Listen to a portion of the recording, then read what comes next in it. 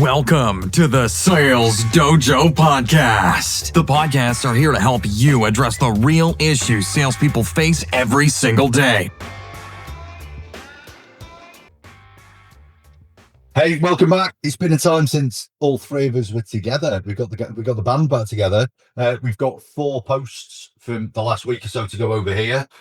Kicking straight off with one that you shared, Susie, for Mr. Kevin Beals. All right, Kev, if you're listening. I did share this. Hey, Kev, good to be able to talk about you and one of your posts. I love everything that my sales coach does on LinkedIn. I think you've got some great stuff out there. So, Kev, this really appealed to me because you basically said on the top of your LinkedIn post, you wrote, why sales coaching isn't prioritized by managers. And here we go. Here are the reasons. This quarter's target: supporting deals, hiring, onboarding, forecasts, CRM dashboards, reviewing metrics and activity, implementing sales processes, implementing sales methodology, managing underperformance, PIPs, firing, deal reviews, pipeline reviews, compensation planning, territory planning, team meetings, all hands, leadership meetings, board meetings, investor meetings, offsites, performance reviews, cross-department meetings, exec sponsorship, events, conferences, traveling, in-person prospect meetings, budgets, implementing new tech tools, reviewing new tech tools, proposal support, negotiation support, playbooks, sales kickoffs, email, Slack, Teams, working with marketing, creating, reviewing sales content, RevOps, sales enablement, product launches, go-to-market planning. I could go on, he writes. Coaching, despite the fact it has the proven biggest impact on performance and growth, can always wait until tomorrow. Is it any wonder managers claim themselves to spend less than 5% of time coaching and their teams claim to receive far less? Kevin, really great wake-up call in there. And I just wanted to say I really support this post. I used to be a sales manager a long time ago, and I used to get stuck in all of those things that you just described and viewed them as being more important than sitting next to my team members, either in their cars or when they were on their phone, and helping them and coaching them to become more successful in their day jobs. Because ultimately, if I'd have done that, then I would have been more successful in my day job because their results fed into mine. So I think it's a really important reminder about the importance of prioritizing sales coaching. Well, that's what I read from this post anyway. Leon? Yeah. What did you read from this post? I didn't read it. I just got you read it to me. So what I heard from it was exactly what I hear. So I can't remember who I was talking to, but it was in the last week I was having a chat with someone about this, and they were talking about a different industry, and they were talking about how there's so much admin and other things that need doing that actually people weren't doing the thing that they should be doing. I think the stat I seen was 60% of the time that salespeople aren't actually selling, which is just nuts, and it's more than half, and no one's like panicking on it. But it's the same, obviously, with managers. So I remember this pain from when I was a manager because I was really keen to develop my team, really keen to coach, but also getting my balls busted 24/7 about my numbers and having the right information and data, and if a deal was moving or not, and if paperwork had been coming, and if we'd changed that bit of paperwork, or if we changed that phone for a different color, or if all 1,000,001 reasons why that agreement for a customer to come on board hadn't turned into cash for the business. So I feel the pain. I'm not sure what we do is the honest answer, because unless we get someone just the job of sales coach instead of manager, I don't see how they're ever going to be able to just do the coaching, if I'm honest. Chris, what have you got to add to that? I wasn't aware Leon had finished, which will feed into one of our posts today nicely. Okay, so I've written about this recently too, because we see it globally. This isn't an isolated issue anywhere. And I like Leon's point. I mean, what do we do? And I've worked with companies where each team had a sales manager and a sales coach, like a football team does, doesn't it? You've got a team manager and you've got a team coach. It's a very costly exercise for an organization. You know, you've really got to have a good, proven model that's going to get you back your investment. But I think what could businesses listening to this do straight away? I've actually made a list as we were talking about this because it's really front and center of my mind with a number of organizations I'm working with. I think, first of all, you've got to really clearly define what the sales manager's role is at the beginning of their tenure, and not just define it to the sales managers so they know, but define it to everyone else. Because you quite often see sales managers in a medium to large sales organization are kind of stuck in a middle position, and everybody delegates everything to them. Oh, surely that's the sales manager should do that. Sure. And then people are offloading their own tasks all over the organization to a sales manager. And they're doing things that, when we look under the bonnet, should never be done by a sales manager. So first of all, really clearly define that role and make sure everybody in the organization understands that as well. And the second thing you need to clearly define is what coaching is.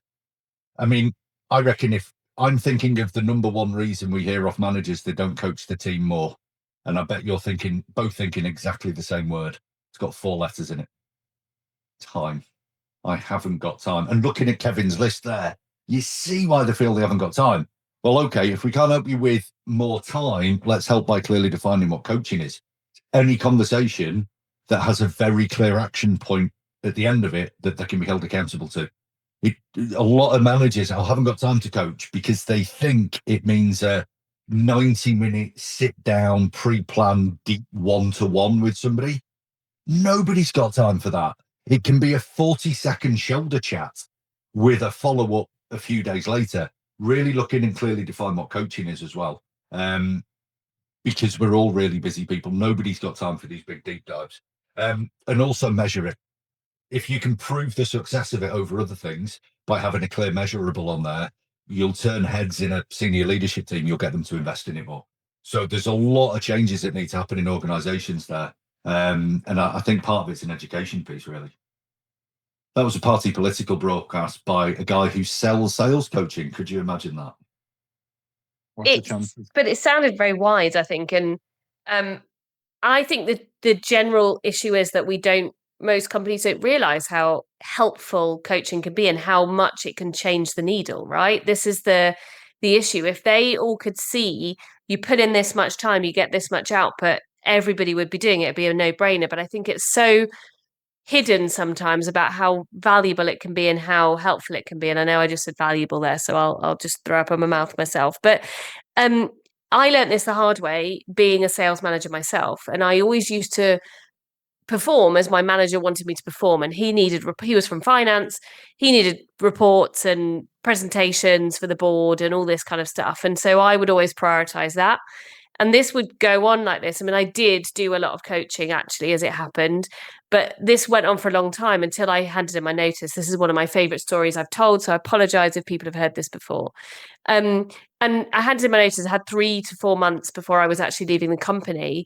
And I stopped doing all of those reports. And I started spending more time with my team because I realized that was how I was going to leave them in the best state possible. That was when the needle started moving. That was when the performance started shooting up, because I was not sitting down with them once a week, but sitting down with them 3 times a week if they were in inside sales. I wasn't seeing them once a month if they were in field sales. I was seeing them twice a month in field sales. And it really, really significantly changed the performance. And so I learned from that, spending time with your team, there is nothing that is more worth it than doing that and actually coaching them. Now, we had templates, we had coaching stuff in our CRM, so you could also track the progress and see how they were doing. There were metrics in there as well. And so I'm a huge believer that if you have things on your list, and maybe even a list that feels as long as Kevin's list that he's given here, then think about what are you prioritizing, and are you prioritizing the right thing? And I bet there are some things on your list that you could ditch and it will make no difference if you do it or not. So that's my little plea. Don't know if that's a party political broadcast as well, but yeah, that's my thoughts. I'm really hoping, or I'm hopeful, should I say, that as AI advances, all this reporting can just bugger off.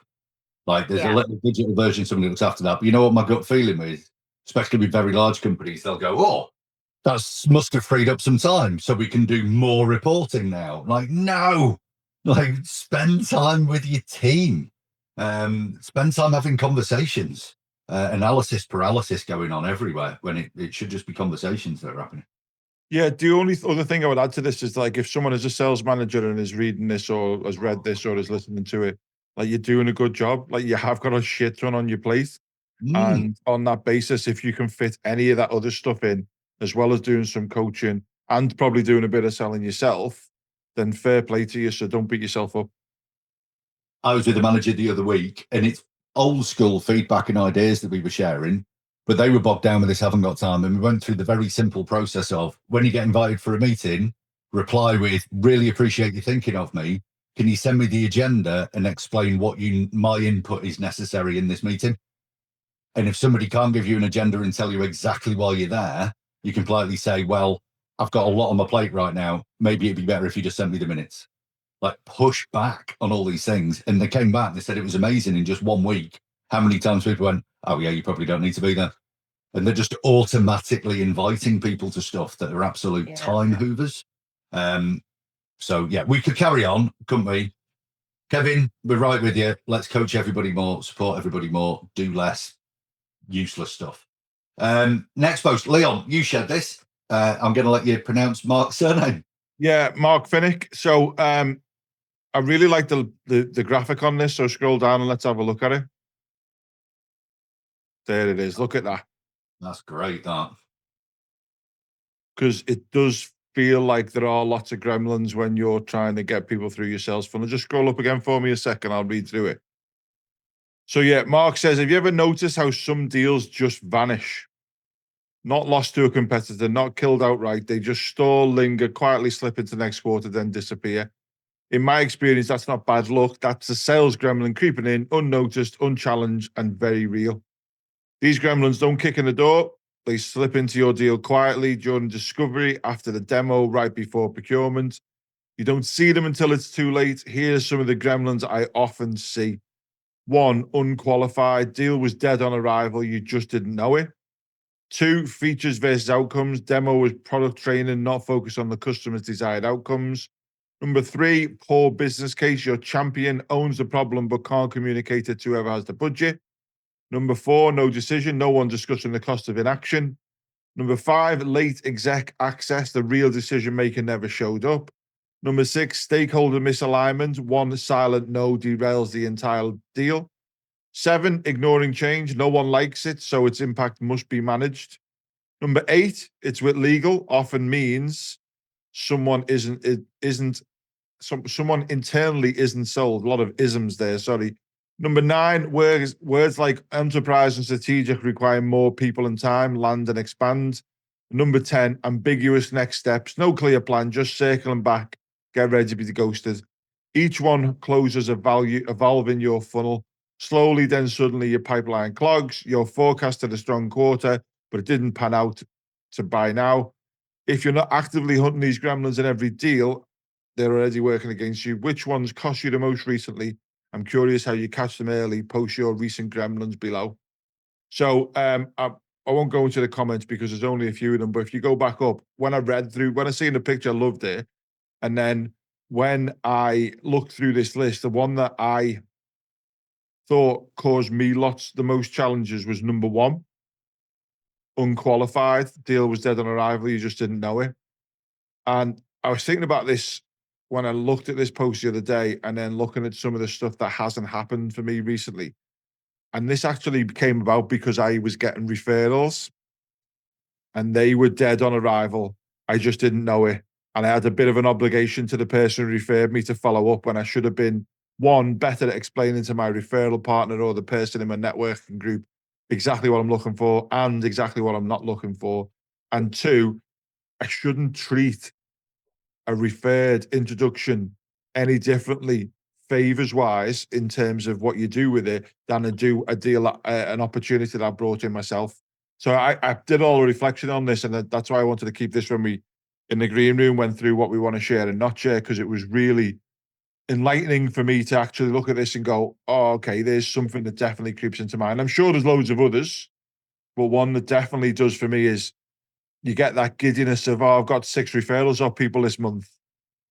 And then when you look at it, 4 of them were shite. Excuse my French, because they weren't what you were looking for. But because John, who you go for lunch with once a month, referred them to you, you do them the honor of going and seeing them, and it's a waste of your time. So for me, the gremlin is the unqualified. What about you guys? What do you see, Chris? What do you see most out of those things when you're looking at your own stuff or working with other people? For me, looking at Six Door, I would say number 9. And this is from experience that you've agreed a next step. So not number 10, really solid, clearly defined, book next step, but you don't do an in-between stage. So if you're just waiting until the next meeting before you engage with people again, that can be a big gap. You need to keep stuff going in there, keep the corpse twitching and stuff. So send them things, keep the conversation going, build that relationship a bit more. Don't just wait for the next meeting, especially when you're dealing with things like enterprise, strategic, growth plan, etc. These are going to be big timescale things. Don't just wait until your next meeting. Like do more than your competitors are doing as well to kind of build that bond between you. Real jump out on the second I read it, I could have named 3 companies right now that I'm working, but I didn't, obviously, because that would be rude. Number 2, people go, hi, here's half an hour of every single bell and whistle that we do. And at the end of it, they stop talking and go, oh, and by the way, it's this many thousands of pounds. And they go, oh, well, that was more than we were thinking. We'll get back to you. And then they put it in the pipeline at 70%. Are you on glue? What are you doing? There isn't a single outcome in there. There isn't a single after effect in there. And then they're shocked when somebody goes, well, that's a bit bloody expensive. I don't think we need all that. And they probably don't need all that. Like really focus on this. Just because you do have something that's great doesn't mean you need to talk about it. I think we discussed this on the podcast earlier today with somebody. Yeah. So yeah, number 2, features versus outcomes. Demo was product training, not focused on customers' desired outcomes. Yeah, 100%. Keep your product training for your onboarding of your sales team and only do a little bit of it with them. It shouldn't be in a demo or you're going to get ghosted. Definitely. Love the list. Love the graphic. That's a great share, that, Leon. Susie? Great share, great graphic, great list. And I was trying to think, which one would I pick out of this list as having the most significant effect? And honestly, they all do, or they all can. It's funny, I'm doing lots of training at the moment. And one of the trainings that I'm preparing for next week is CRM training. Now, it's not how to use a CRM, it's why a CRM can help you in your sales. And one of the parts of that training is actually about like, where are the points when a deal gets lost and how can a CRM help you keep on top of those deals, right? So, and I'm thinking about this and I'm thinking, yeah, unqualified. It should have never gone into the CRM in the first place. That can be one. Features versus outcomes. Yeah, it's gone in there, but all that's been talked about is the product or the service and not actually what that means. So we haven't captured any of that, what Chris and I trained to a little bit as MedPick. And, getting that information that really, really demonstrate this customer knows the pain they've got or the impact of that pain that they've got, for example. Champion owns the problem but can't communicate to the others. So that could be, but you haven't got enough stakeholders involved, or it could be that the stakeholders are getting involved too late as well. Not discussing the cost of inaction, completely agree with that one. Late exec access, just talked about that one before. Stakeholder misalignment, yeah, a no can derail it. So I just agree with all of these points on here. And I think it's a really good solid list to kind of just check yourself and where you're at and what could be going on with a particular deal. And just like there's lots of lists here or lots of reasons here, there are also equally for each of these problems 10 really solid questions that you could be asking to help you get past this. We haven't got time to discuss them all now, but you can, I was going to say Google, but Google feels old fashioned now. You could put this into your chat GPT and ask, hey, my stakeholder, there's one that's I think is a silent no. What questions can I ask to tickle that out of my customer? Or you could say, hey, I've only got a champion involved in this deal. What top tips have you got, or what questions could I ask to get that champion thinking beyond themselves? And so you can go to any AI bot, and they will give you a good number of questions that you could ask to help you get through any of these stages. So there we go. Is it compulsory that you say "hey" when you speak to AI? It did sound like that, but no, I just it's wondered if that not. was part of your prompt. In fact, I've heard that you shouldn't be too polite in your prompts because it wastes up precious energy. So you can ignore the niceties and just be very specific with your AI platform of choice. I'm going to be really rude to my chat GPT from now on and see what it spits out. And also, I've got to say thanks, Susie, for making me feel incredibly old by pointing out that Googling things is now old fashioned. Like, wow. I now feel old, but it's a great shout, and I love you giving some, really clear prompts that people can use there. There's no excuse anymore, guys. I don't know what to do here. Well, there's this big thing that's more intelligent than humans have ever been that will tell you if you ask it correctly. Go and give it a go. Love that, Susie. That's boss. Right. Oh, I think I shared a post with this, mate. No, this was Leon again. Well done, Leon. From How to Prompt. What a segue into the next post from our Susie there. Leon, tell us a bit about this. Like a glove. Yeah. So I seen this post and I thought we should share it because it's got some really good prompts. Now, again, I said this the other week and Susie disagreed, but I don't remember anyone teaching me how to ask Google stuff 15 years ago, but here we are. Anyway, 5 prompts to turn ChatGPT into a sales expert. There are other GPTs available. It doesn't have to be the chat one. So the first one is Quote Maker, and it's got a really good, I'm not going to read the whole of the prompt out because it's boring language. It's got a really good thing that you can use. Now, I like this because the amount of times I speak to people and go, how are you getting on with that deal? And they go, oh, yeah, I need to do a quote. And they've procrastinated doing a quote, which makes me want to pull my eyes out of my eye sockets, to be fair. But they haven't done it because it's a bit of a job. And often it's with marketing people who think they need to send a 15-page quote when no one gives a shit about 15 pages in a quote. So this is a really good way of getting them to do that. Number 2 is pre-call research phase. So it says, act like a SaaS sales strategist, helping me qualify leads and do this and this and that and that. So this will help you, that excuse you've been using for why you haven't got on the phone because you want to do a bit of research. Well, there is that. And number 3, cold email generator. Again, a really good prompt there, which is how to get a really good cold email rather that you can send out. So I like this post because I think there's 3 reasons why I get from people why things have stalled. And there is 3 prompts to stop that from happening. So you're going to have to find some better excuses for not getting some sales in.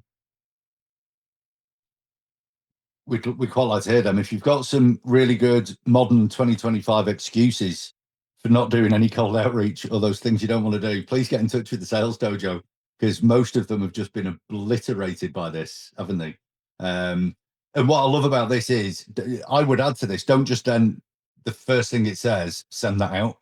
Like, this is a starter for you, isn't it? This is getting your creative juices flowing. Maybe you want to make it sound a bit more like you. It says there's 5, but there was only 3 there. Are the rest on the slideshow at the bottom? Yes. Right. Okay. So we'll drop the links to this if you've found the Sales Dojo podcast on your social. Go and check out the other 2 as well. I really like these, and it's the detail that you can now go into. Look, this is the sort of person you are. This is the exact person that you're reaching out to. Look at their LinkedIn, go and find them, make it relevant, do all this stuff for you. I don't think this is devaluing salespeople in any way. It's just the same as when the phone was invented or email was invented or post was invented. It's just new ways of doing things, isn't it? I've ironically got a lot of cold outreach recently from people that do snail outreach. So they'll print you personalized letters and send those out in the post. Okay. And all that sort of stuff. And it seems to have had a real reemergence. And I love this kind of juxtaposedness in the world at the moment of we've suddenly got AI that could do all this incredible digital stuff, yet kind of analog, lumpy, real visceral stuff is making a big comeback at the same time. I'm really excited about where this is leading. I know there's a lot of naysayers out there. I think this is really cool. What do you think of this post, Susie?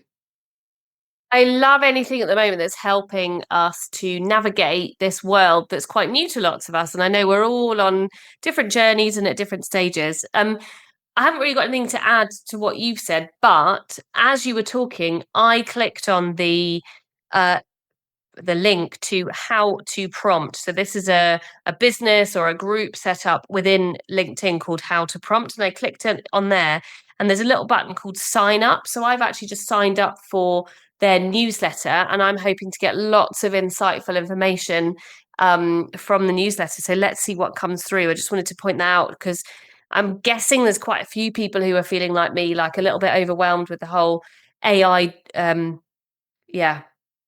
challenges and how to make the best of it and how to make sure it doesn't take up even more time going down rabbit holes and actually helps you. So I've just signed up for the newsletter. Let's see. Keep us updated. Let us know what it says. My Will friend do. created an automated thing on AI that helps him pick his horses at the bookies every weekend. And I don't. Well, of course, it's just luck because it's a horse. You can't really pick a winner, but he's doing pretty well off it. So I'll keep you updated on that as well. We might introduce a new feature to the podcast of gambling tips and great horses to pick at the Cheltenham or the we're at Chepstow on Saturday afternoon. We might have to diversify now. AI is going to have all of our jobs. Now for something completely different. I really like this, and Steve Jobs gets talked about all the time. I'm not going to play the video because I don't know whether we're set up digitally for it right now. And ironically, it might leave a big gap. It might leave a big silence. So I'm just going to read the post that this video is accompanied to. If you found the podcast or the Sales Dojo or any of us on LinkedIn, there'll be links here so you can see this post. It was from a group called Excellence Talks. Love that. Great title. If you, whoever runs Excellence Talks, we'd love to have a chat. And it's called The Power of a Pause. Not the things that my dog has, as in a silent break in between speaking. Steve Jobs was known for his brilliant communication skills, but one of his most underrated techniques was his mastery of silence. He paused before answering tough questions. He used silence to build anticipation in his speeches. He let ideas sink in before responding. A well-placed pause isn't just a moment of silence, it's a tool that increases clarity, helps you collect your thoughts before speaking, commands attention, keeps your audience engaged and focused, projects confidence, shows control rather than rushing to fill the silence, and enhances persuasion, allows your message to resonate deeply. In a world that values fast replies and instant opinions, the real power lies in knowing when to pause. Have you tried using pauses to strengthen your communication? Let's discuss below. Then they've got a video of Steve Jobs. He's giving a lecture, a class. Somebody asked him a question, and most of the video is him not saying anything and just doing that really reflective looking thing. And it's really powerful.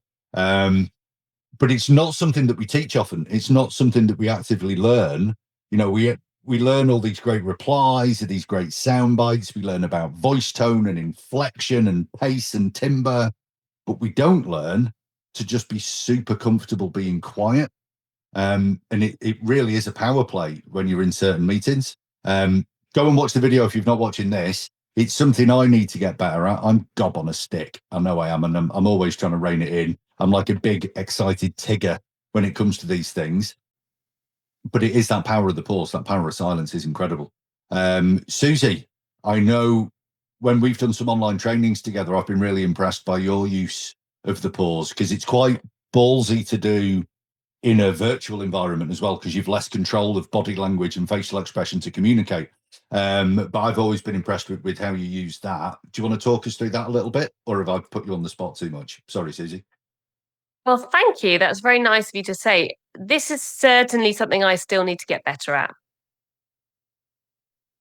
However, I have learned that using pauses or silence or just shutting up for slightly longer than feels comfortable can get some very good results.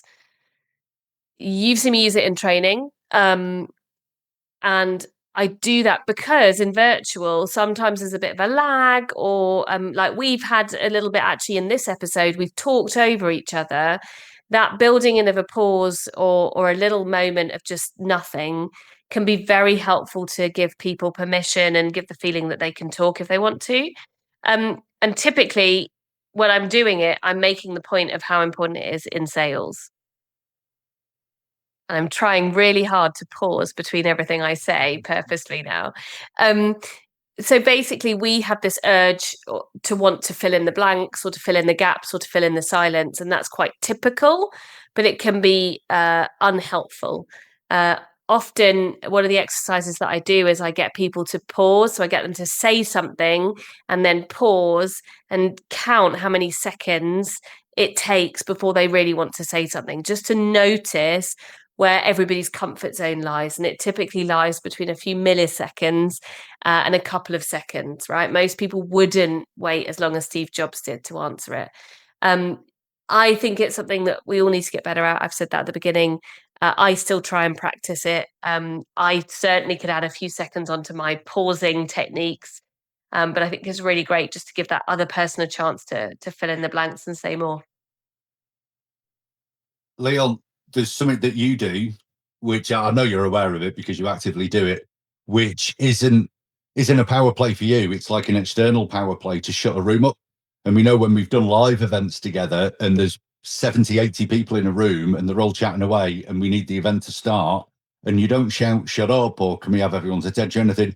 You just stand in front of them, dead silent, and just gently raise one hand. And it's amazing how this it's just the power of your silence shuts everyone up. I've tried it, didn't work. Everyone just ignored me and carried on. Maybe I've just not got the gift. I don't know what it is, Leon. But yeah, that's something you do really well. Is there a psychology behind that? Is there a science behind that? Or are you just giving out vibes to people? I think it's just aura. Just pure charisma oozing out of you. Is that what it is? To be fair, I do that triangle thing with my hand, and it's Illuminati. People cannot refrain from being quiet when the Illuminati is presented to them. Yes, that's it, Susie. Well done. Have a look at how many famous people do that with their hands when they're speaking. It's quite actually scary. There's a good 5 hours of deep diving into rabbit holes online about that kind of stuff. Yeah, so someone taught me that, and he taught me it by doing it.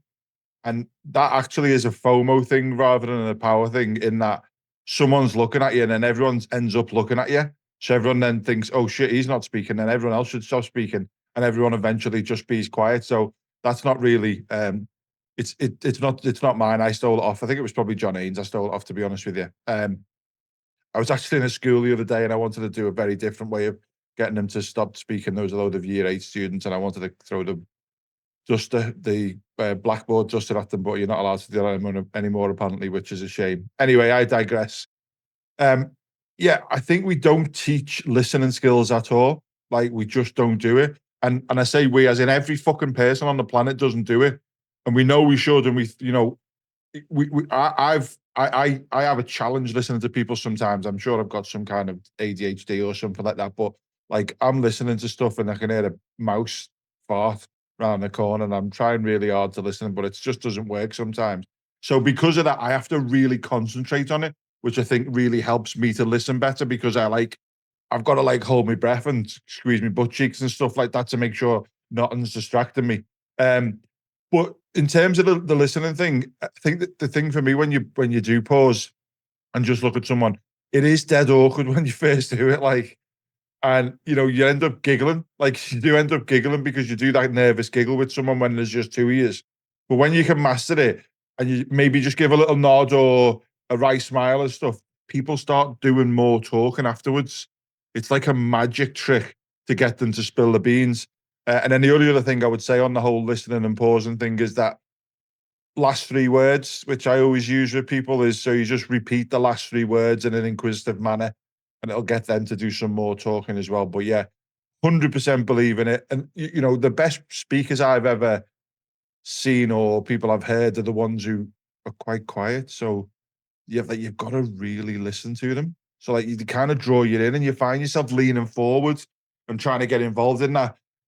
quiet and silent. So I'm doing a session tomorrow with some young people on listening skills, because we make some, and I've got a list of 20 boss questions that you're asking. This one will go before they hear it, so it's fine. But it's stuff like we just decide stuff. We start making stuff up in our head because we're so used to getting information really quickly these days. We start finishing sentences for people, and I used to have a mate who had a stammer and a stutter when we were younger, and everyone would start finishing his sentences because we just wanted to get to the end point of whatever conversation was happening. And actually being quiet, it's difficult. So if you tried it and you're listening and you thought, oh, I've tried that, it takes ages to master it. I don't think I have. I've been trying for about 25 years. I still haven't mastered it. Because especially if it's someone who's, expecting me to speak and I'm like, oh, I'm screwing my face up and everything, trying not to say something else. What is it to say? Better to remain silent and thought a fool than open your mouth and remove all doubts. Yes. So silence I'm isn't used to opening my mouth and removing all doubt, to be honest with you. So if you've got to pick up the phone tomorrow, you're an SDR or you're going to a face-to-face meeting as an AE, or you're an RSVP, an ASAP, or an ICI, whatever acronyms you've got for salespeople nowadays. Throw this into the mix. You might have great objection replies and handlers and everything. Try a bit of silence. What 3 words that Leon was talking about? I mean, Chris Voss really popularized it, didn't he? But I did it in a negotiation course with a housing company last year, and they started doing it to me, like just in the lunch break. And I fell for it. Like I couldn't not carry on talking what I was talking about. And if you know what it is, just repeat the last 3 words that somebody said and then shut up, and they tend to keep talking about that subject more. So there's massive power in silence and listening. Maybe we need a bit more of that in the world in general right now. Let's not go too deep. Let's not go down a rabbit hole. This is Sales and Selling Podcast. So what have we covered today? Well, just the 4 posts, but what a 4 posts they were. Kevin, go and check out Kevin's list about all these things sales managers might have to do in a day, and then wonder why your sales managers aren't coaching people. Let's redefine what this is. Let's really clearly define the role. Stop just delegating everything to the sales manager.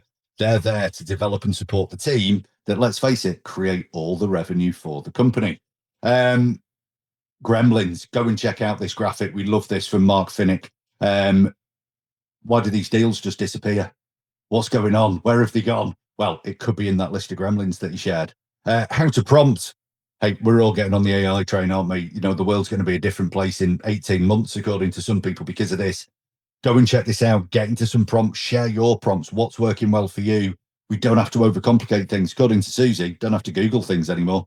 God, how old are you if you Google stuff, you dinosaur?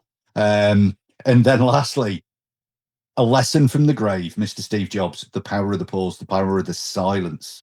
Remember, keep your mouth shut instead of opening it and proving that you're an idiot. As ever, been great to chat to you all. We'll speak to you soon.